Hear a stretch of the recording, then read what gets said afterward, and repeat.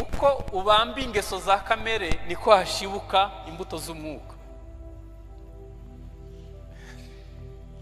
Ushatse abashumba benshi n'abaririmbyi b'abahanga n'insengero z'ibitangaza byose wabibona, ariko kubona umuntu yera imbuto ushobora kugenda bukira. Mu myaka mike maze nkijijwe, mbere bigitangira ndavuga ninjira mu gakiza, iyo wabonaga mwene data wahita ubonye umuntu wo kwizerwa, wasigira inzu yawe ukagenda, wasiga muri botike ntiyibe, ukumva n'umuntu wo kwizerwa. Ariko muri iki gihe birababaje iyo wumva abantu bavuga ngo ngewe ngo hagukoresha umurokore unakoresha utari we. Ngo habaye iki? Nuko abantu nubwo binjiye mu itorero bagatsindishirizwa uyu murimo wo gupfa ku ngeso kugeza ubwo bahinduka kuba bizerwa, ntabwo twawemeye. Ntitwemeye ko Kristo awukora mu buzima bwacu. Iyi mirimo ya kamere ushobora kunyemeza ko kubera utinze mu rusengero iyi mirimo wambwira ko ntayigira, ko habuze ikiyivomerera gusa. Umunsi basukaho utuzi ndabizi ko byashibuka.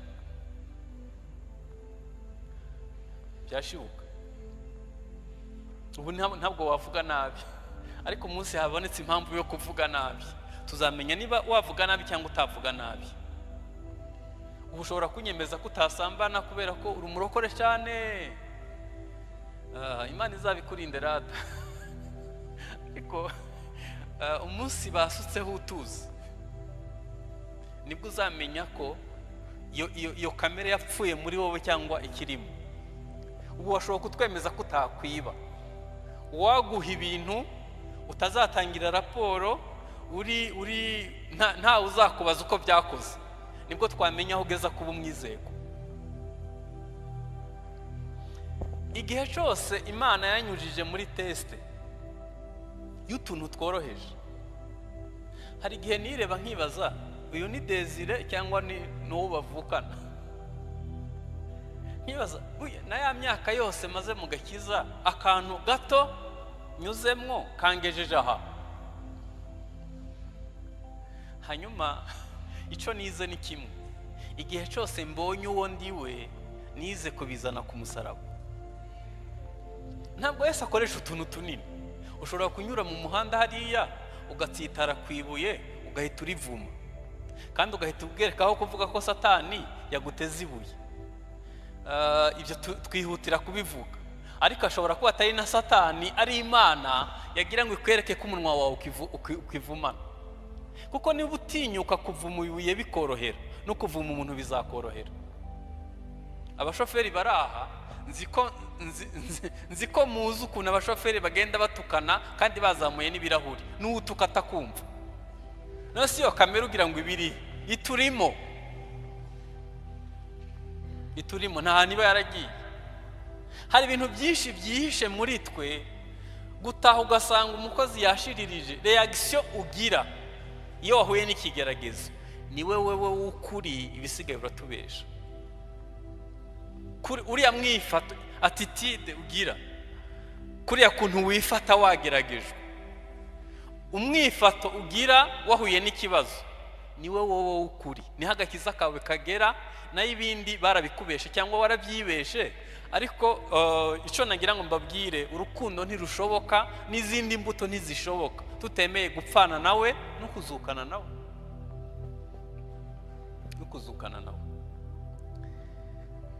Dukwiye kwemera kamere yacu tukayibamba ku musaraba, kuko Bibiliya yatubwiye ngo akabuto kataguye mu butaka ngo gapfe gakomeza kuba kari uko kari konyene, ariko iyo kemeye gupfa kakabora kera izindi mbuto nyinshi.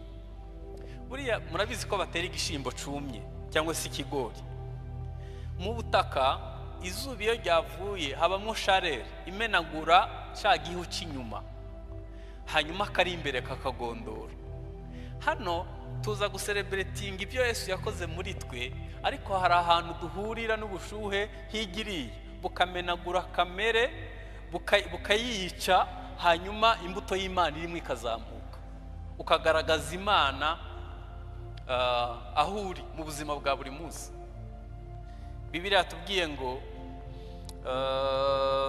dukwiye gupfa ku mirimo ya kamere kugira ngo imbuto z'umwuka zibone uko ziza. Paulo ni umuhamya w'ibyo ndiho ndavuga. Yatangiye avuga ngo nshaka gukora icyiza, ikibi kikantanga imbere, ikibi nanga kikaba ari cyo nkora. Hanyuma atera indi ntambwe. Bana aho dukunda kuhashinga gati nituhava tukavuga ngo erega ngo n'Imana irabizi ko turi abantu, ntimugakabye gukiranuka. Abantu Paulo yaraharenze, aravuga ngo noneho napfanye nawe nzukana nawe, sinjye ukiriho ni Kristo aba muri njye. Arakomeza atera intambwe, aravuga ngo noneho aho bigeze ubu ndirata. Muzi ibintu yirasa: gukubitwa, inkoni z'Abaroma zagira koroshe zizana inyama, inshuro bamuteye mu bihe bagasiga yapfuye, akaga yatewe na bene se b'Abayahudi. Afite iyo Imana ishaka kukwereka uri we, ishobora no gukoresha mwene so musangira igaburo ryera. Iyo Imana ishaka gutestinga aho ugejeje gukizwa, ishobora no gukoresha uwo wizeye, umugabo wawe, umugore wawe, n'umwana wabyaye. Hanyuma kuriya kuntu wifata nibyo bigaragaza ubukristo bwawe nyine aho bugeze. Paulo arakomeza, yaje gusoza urugendo avuga ngo noneho meze nk'ibisukwa ku gicaniro. Ubundi uko dutinda mu gakiza niko twakagombye kuba turushaho kuba abantu beza, abantu bakundana, abantu batuje, abantu babagwa neza, abantu b'abanyamahoro. Ariko niba twarakwevye ya nzira yo kwezwa no gusa na Kristo, tuzasaza twanduranya, tuvuga nabi, kubana n'abandi bitugora n'ibindi bisa bityo, kubera ko kamere ntabwo ikugwaho n'amaturo menshi watuye. Kamere ntitsindwa n'izina witwa mu rusengero. Kamere ntikugwaho n'umugisha mwinshi umaze kugira, ikugwaho no kwemera gupfana na Yesu no kuzukana nawe.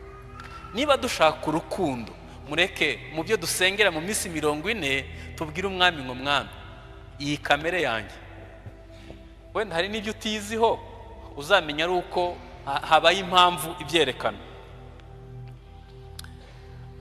Umwuka wera akora ibishoboka kugira ngo atwereke abo turi bo, ariko kuko tutazi rimwe na rimwe iyi nzira yo kwezwa tuyikwepa, ari ubwo duhita tubyitirira abandi. Reka ntanga urugero, wenda ntanga urugero kububatsi ingo. Muzi ko mu rugo abandi bose ari babi, ari wowe mwiza wenyine? Abandi bose nta kigenda, ntibagira ibitekerezo byiza, ntibakora ibintu neza, ni wowe mwiza gusa. Kandi ukajya wumva uri mukuri, ntumenye ko ikigutera kumera gutyo ni ubwibone, ni urukundo ruke n'ibindi bimeze bityo. Kuko baramutse ari n'abanyantege nke, mu rukundo wabazamura ukabafasha guhindura imyumvire no kuba beza kurutaho. Ariko guhora witotomba ukanabivuga bakabyumva, ni urukundo ruke wibitseho. Ntekereza ko iyo umwuka wera kweretse ibyo, ni byiza kubizana ku musaraba. Kimwe mu bintu tugomba kwitondera, tugahora ducunganye nabyo, ni ururimi rwacu n'amagambo twatura. Ese amagambo twatura yuzuye urukundo? Arimo urukundo ku buryo abumva ibyo tuvuga bakira urukundo? Icya kabiri ni imitekerereze. Abaroma 12:2 haravuga ngo nimwishushanye n'iby'iki gihe, yamara muhinduke mugize imitekerereze ivuguruye, itari yo kwa Adamu, imitekerereze irimo urukundo. Ikindi ni uburyo dukoresha ingingo zacu. Wambaza ngo kubera ko ururimi urutandukanije n'izindi ngingo. Na Yakobo yaravuze ngo ni ikibi kingana n'isi. Uburyo dukoresha ingingo, ntekereza ko umuntu ukunda ntabwo wamusambanya, ni nako Bibiliya ivuga. Ntiwafata umuntu mwacungujwe amaraso amwe ngo utinyuke gukora ikintu kizamubuza ubugingo buhoraho. Niba waravuye mu irimbukiro ry'ibyaha ukaba uzi kurimbuka ukuntu ari bibi, ntabwo watinyuka gutuma mwene data wundi abura ubugingo ubigizemo uruhare. Dukwiye gutekereza ni gute dukoresha ingingo zacu zose. Hanyuma ikindi ni uburyo dukoresha iby'isi Imana yaduhaye. Niho ndavuga hano dukwiye kugaragaza urukundo. Imana yatanze iby'isi bihagije, gusaranganya nibyo byatunaniye. Iyo wohereje ibihumbi 10 mu cyaro kwa mukecuru cyangwa se kwa mwene wanyu, ubanza kubitongera. Ariko namwe mwigize mute? Mugira ngo i Kigali dufite aho ducukura amafaranga, muragira ngo tubigenze dute? Kandi iyo ugiye gukina biyari usigayo 25 umutima utagucira urubanza. Mu rugo umugabo ashobora kuba ari we yinjiza, cyangwa se umugore akaba ari we yinjiza menshi. Ngiye kuri ibyo nta kibazo mbifiteho. Ariko iyo bizamuye inaringe ugatangira kubabwira ngo muhimbe n'injye ubagize, ntariho ntabwo mwabaho, mwese murajya imitsi yanjye.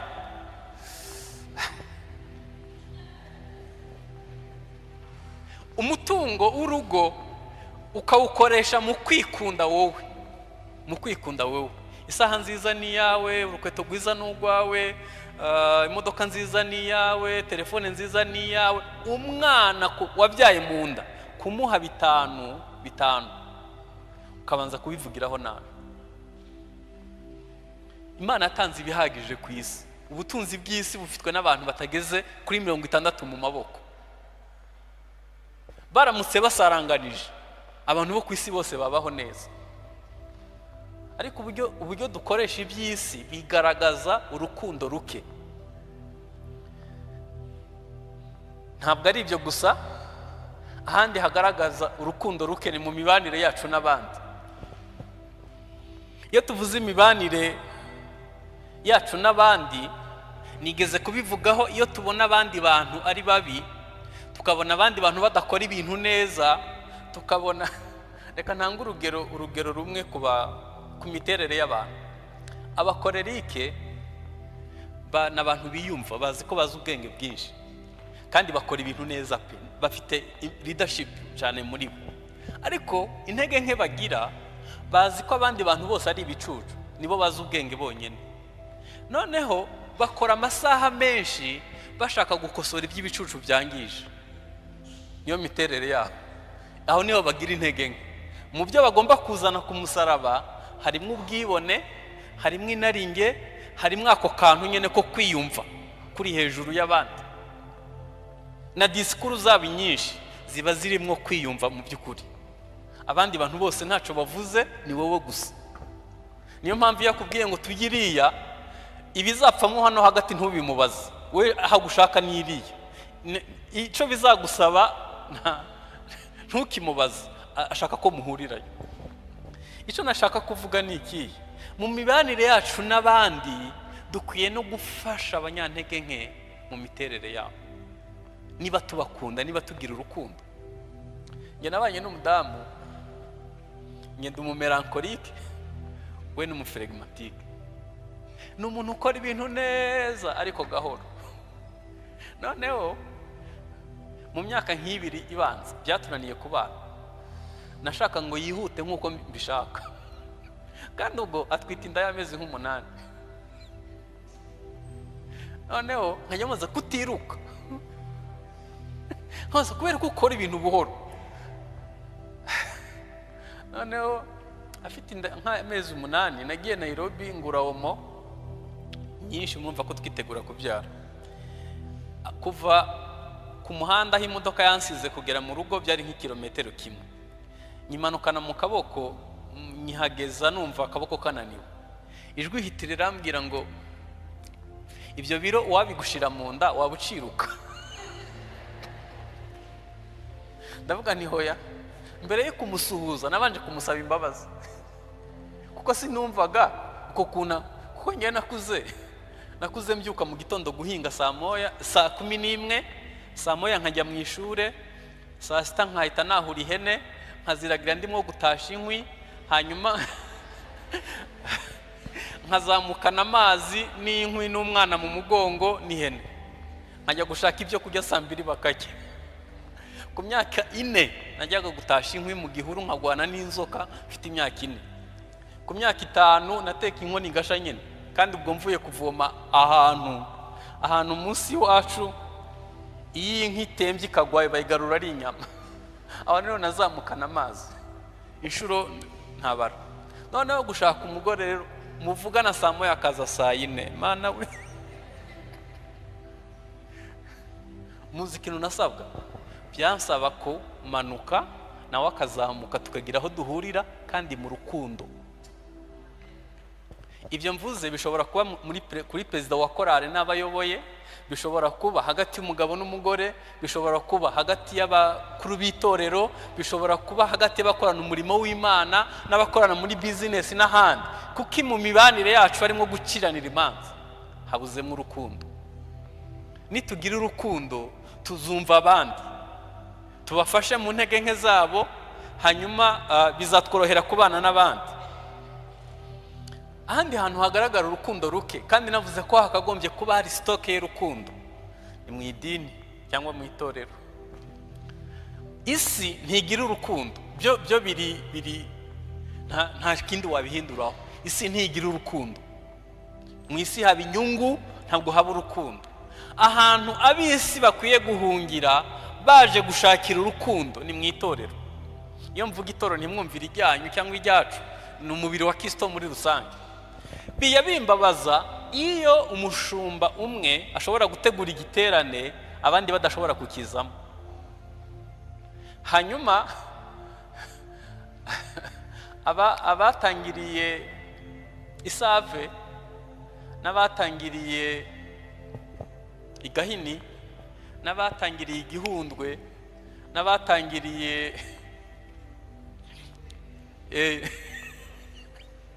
abo bantu bakaba badashobora gusuhuzanya. Umuntu akashobora kuva Isave akajya gutaha ubukwe bwa mwene wabo bavukana mu nda Igahini, bakazahita bagufunga, bakazahita bagushira inyuma y'itorero. Niba ahantu honyine abantu bari bakeneye kubona urukundo ari mu itorero, ariko bakaba badashobora kurubona, ubwo ahasigaye ni ku isi itagira urukundo.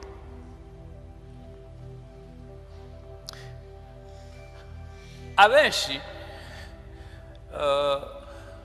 ndavuga mu matorero biratworohera kubaka ubwami bwacu kuruta ubwami bwa Kristo, kuko ubwami bwa Kristo bubamo urukundo bwuzuye. Kuko Imana yakunze abari mu isi cyane byatumye itanga umwana wayo w'ikinege ngo umwizera atarimbuka ahabwe ubugingo buhoraho.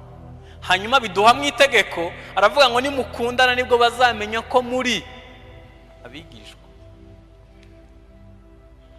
Ahandi hantu dukwiye kugaragaza urukundo ni mu mugisha Imana yaduhaye. Hano muhumve neza, iyo utitwaye neza mu mugisha Imana yaguhaye, Imana birayibabaza. Kandi nanone ushobora kubona impamvu igucisha bugufi, kuko Imana igwanya bwibona. Reka ntange urugero. Paulo ari mu bantu twakwita ibihangange mu byo kwizera. Yigeze kuvuga ngo kugira ngo ntazirata ibiruta ibyo nemerewe, ngo nahawe igishakwe inkoni ya Satani yo kunkubita ibipfuza, ngo hanyuma asenga 3 kose ngo Imana imukize, iramubwira ngo ubuntu bwanjye buraguhagije. Uyu mushumba wacu yigeze, sinibuka niba ari igitabo yabyanditsemo cyangwa ari inyigisho, ariko yavuze ikintu kidashobora kuzamva mu mutima. Yaravuze ngo yigeze gusenga ngo Imana imukoresha ibitangaza nk'ibyaba abantu vuga butumwa bari mpuzamahanga. Ngo Imana iramubwira ngo mushumba naba nkwishe, ngo nabwo wakongera kuryama, abantu bose batonda iwawe, ubwo umugore n'abana baba babihombeyemo, komeza ukuri biraguhagije. Wow, nemeranywa n'ivyo Imana yamubwiye. Hari ibintu Imana yaguha bikakwica noneho mu rukundo rw'Imana ikabikwiba. Aho mvuze ni mu gukoresha impano. Umuntu asohora karubumu kamwe katarakwira na Kigali yose, ipantaro agahita yambara nabi. wamutumira agahita abanza kukubaza ngo urampa ngahe, kandi nabwo ubwo uraza ari uko yageze kuri konti cyangwa kuri mobile money. Hanyuma agatangira yemera ubutumire butanu umunsi umwe, bikarangira nta na hamwe agiye. Ibintu birimo urukundo ruke, kutamenya kwitwara mu mpano n'umuhamagaro n'imigisha Imana yaduhaye. Dawidi ari mu bantu Imana yazamuye imugirira neza, ariko kuko atamenye uko yitwara mu mugisha, byarangiye akoze amakosa menshi, arimo gusambana no kwica no gukora amafuti menshi. Ni bimwe mu byatumye Imana itamwemera kubaka urusengero, kubera ko yari yarakoze nyine amafuti menshi ayakoreye mu mugisha Imana yamuhaye. Rimwe yigeze kubara Abisirayeli, abwira umugaba w'ingabo ngo mubarire ingabo batabarana kugira ngo yirate amaboko. Umugaba ngo aramubwira ati ariko mwami, abantu ko ari ab'Imana, Imana yagutabaye kera nta n'ingabo ugira, ubu utangiye kumva kuri. Aravuga ati itegeko si ugusaba, nkubwiye ngo bara abantu. Arababara, ababaze. Imana yavuga ati Dawidi, nuko utangiye, ubu nuko utangiye. Byaje kuvamo urupfu rw'abagabo 70,000 bazize mu giga ivuye ku bwibone bw'umwami. Bijya bintera ubwoba iyo dutangiye kwirata iby'Imana yakoze, kandi tukabyirata twakuye mu Imana, tugaragaza ko ari amaboko yacu, ari imbaraga zacu. Ngira ubwoba bw'ibizakurikiraho.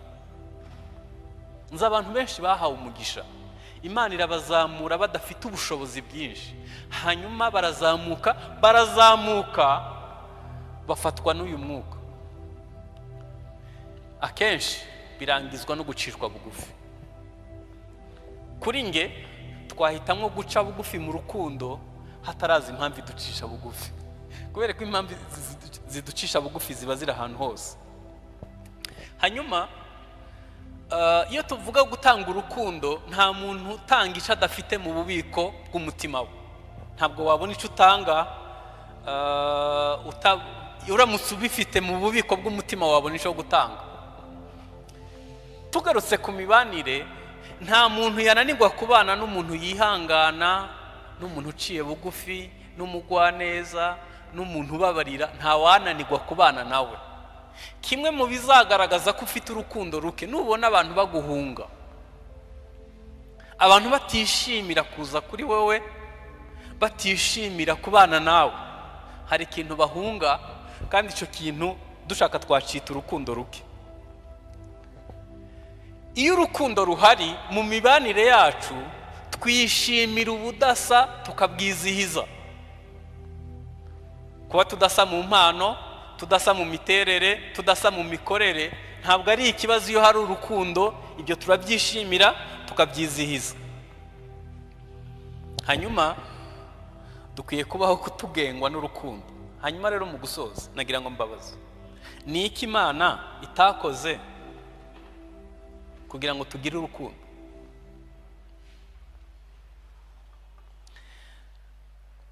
Nasomye umugani Imana yaciriye Abisirayeli, iravuga ngo umugabo yakoze proje yo guhinga, ngo ashaka ubutaka bwera cyane, ngo arangije ubwo butaka buhinga mu buryo bwiza, arimburamwe amabuye, asigaza ubutaka bwiza, ashiramwe n'ifumbire. Ngo aricara, ngo ashaka umuzabibu mwiza, karite ya mbere, aba ari yatera. Nyuma ngo atekereza ko hazaza ibyonyi, ashiraho clôture. Ngo atekereza ko n'izuba rizava, yubaka umutaka kugira ngo izuba ritica uruzabibu. Ngo atekereza ko uruzabibu ruzakenera n'amazi, ashukura urwina, ashiramwe amazi. Hanyuma atekereza ko uruzabibu ruzakenera n'umukozi wa buri munsi. Ngo yari yiringiye ko Banyarwanda namwe banyarwandakazi, mukurikije ibyo Imana yakoze, Imana yari yiringiye ko dukundana. Hari abantu nzi ninjira muri iki gihugu 9 gatandatu ngira ngo batari bafite ikintu na kimwe, ubuzima bwari butaryoshe cyane. Hanyuma Imana igenda ibaha umugisha, hanyuma ibyo Imana yari yiringiye kuri bo isanga n'indibo. umuntu agatangira kumva umugore umwe atamuhagije, agatangira kubona ko akwiye kuganira n'abandi bagabo, anywa akantu, agatangira kubura umwanya wo kuza mu rusengero, agatangira kubona ko gusenga ari iby'abantu baciriritse, agatangira indibu zikiyongera pe. Nabibonesheje amaso. Hari uwo duheruka kuhora mu muhanda arambwira ngo Désiré nzakugonga upfe, kandi ntitwaherukana. Namaze suzampora iki? Arambwira ngo nuko twasenganye ngo bikaba byarananiye ngo kandi ukabuka ibirimo. Ngiyo nkubonye iteka ngo umutima uranja, ngo nibuka bya bihe twagiranye handi na hahandi, ngo nkumvisha abashize ari uko wapfa. Ibaze kuba umuntu asigaraye umutima umeze utyo. Ubugiye mu butabera ukareba imanza z'ubutaka ziriyo kandi z'abavukana, utagira ngo ni z'abantu bakure, wibaza ubu tuzi icyo Imana yakoze. Ejo bundi ko twese nta kintu twari dufite, ineza y'Imana ikweretse ejo bundi, ugera igihe wumva Imana utakikeneye. Imana uyibwira ko hatambika wakwijyana, utazi ko imbere hari ikorosi rizatuma uyishaka. Ntuzakora ikosa yo kwimura Imana mu buzima bwawe, ntuzakora ikosa yo kumva ko udakeneye Imana. Umugisha wose uzagera, icubahiro cyose kure hose uzagera, Imana izakomeza ibi ya mbere. Yenda ushobora kubwira Imana ati Imana ndi umunyantege nke, yego nananiwe na hano natsinzwe, ariko uracari Imana. Uzamfasha mpave nongere nsubire ku rufatiro rwiza, ariko ntuzakora ikosa yo kwimura Imana mu buzima bwawe. Hari ingo nyinshi zitagira Imana iwabo, bayigira mu rusengero rimwe na rimwe baje hano, kandi abantu basigaye bahimba n'impamvu zo kutaza mu nzu y'Imana. Bene ntaci Imana yatweretse urukundo. Jenoside yararangiye, hanyuma Imana iratwubaka. Tumaze imyaka 30 nta ntambara ihari. Mwamere Imana icubahiro. Mwari muzi ko Somalia bamaze imyaka 30 bagwana, imyaka 30 badahagaritse? Muzi ko muri iyo myaka 30 Kongo itaratungana? Reka mvuge hano hafi yacu. Mutekereza ni iki Imana itakoze mutwereke urukundo? Niba yaratumye wigura imfubyi, niba yarakwambitse mu buryo butangaje, niba yaratumye ushaka hari abantu mungana bataragira ayo mahirwe, niba warabyaye hari abandi basengeye urubyara imyaka 50 ingana niyo umaze ushatse akaba utarabona umwana, ni iki Imana itakoze ngo ikwereke urukundo? Igikomeye rero inyiturano y'Imana ni iyi. Icyo Imana idutegerejeho nuko twerekana urukundo. Umunsi umwe abantu bagiye muri Isirayeli, abongereza bigeze kwandika ijambo hejuru y'imva ya Yesu, kuri ububanza ritakihari. Iryo jambo riri muri Yohana wa mbere 3:16. Nararisomye ubwoba buranyice, nibwo bwa mbere numvishe ryinjiye mu mutima. Rivuga ngo iki nico kigaragaza urukundo icyo ari cyo, nuko Yesu yitanze ku bwacu, natwe ikidukwiriye no kwitangira bene data. Byibuze ukarokonesa ko Imana yakwambitse, ntubike imyenda 200 mu kabati udakeneye. Hari abantu bakeneye umwenda umwe wo kwambara. Byibuze ukibuka ko Imana yakugaburiye, ugashaka undi muntu wagaburira. Ibyo gusa byoroshe, ukabereka urukundo. Ukibuka ko Imana yaguhaye ihumure, ukibuka ko ari abandi bantu bakeneye ihumure, ubigizemo uruhare. Ibyo byonyine. Mu mibanire yacu dukwiye kugaragaza urukundo, kandi ku kigero nk'icyo wikundaho. Kunamisha amaso dusenge. Numva ntacyo itakoze ngo twereke urukundo.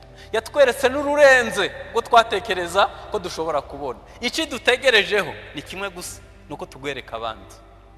Mana ya Aburahamu, Mana ya Isaka, Mana ya Isirayeli, uruwo kwizegwa.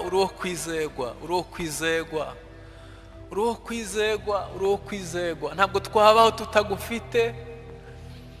Watweretse urukundo ku kigero gikomeye, turasenze kugira ngo dushoboze gupfa ku ngeso, dushoboze gupfa ku byo twibwira, dushoboze gupfa ku mitekerereze ya kera, dushoboze gupfa kuri kamere kugira ngo dushibukemo urukundo, urwo rukundo ruhinduka imbuto twasangiza abandi.